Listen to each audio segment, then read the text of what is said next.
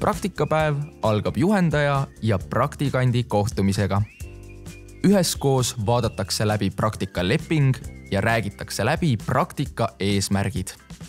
Seejärel tutvustatakse ettevõtet ja selle tööprotsesse. Praktikandile tutvustatakse tööriietust, tööohutuse reegleid ning andmekaitset.